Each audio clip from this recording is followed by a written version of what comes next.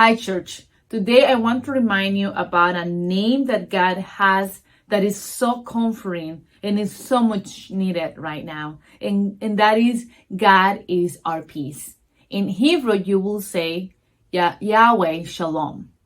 I was trying to look for a story that would relate to how God is our peace. And I came to Judges chapter 6. And you're more than welcome to read the whole chapter on your own and see how when we trust God and we understand that He's our peace, then things get better. So in this chapter, we find that Gideon is an Israelite that God chooses to deliver the Israelites from the Midianites. And when the angel of the Lord approaches Gideon, Gideon is not that sure that he's the right guy. He's a little bit afraid and scared. And the angel of the Lord has a conversation with him, and after a while, convince him that he's the right person, that he's been chosen for something great. When Gideon understands that he's going to be used by God, he feels comfort and finds peace.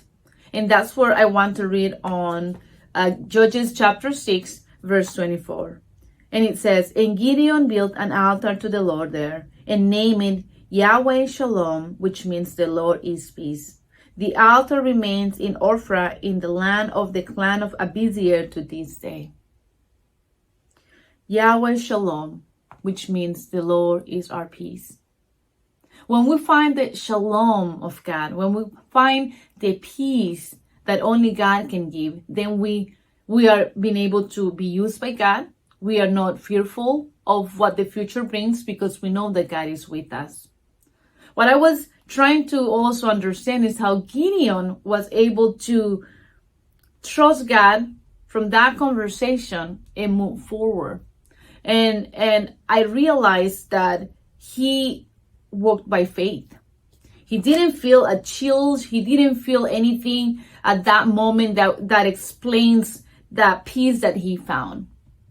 He trusted God. He was faithful to God. That God was going to send that peace to him, and that's where he found it. This week, I want to remind you that the Lord is our peace.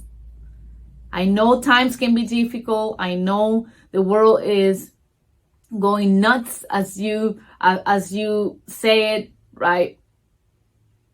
But I know at the same time that if we seek God's presence, He can give us His shalom. He can give us His peace. Where do we find it?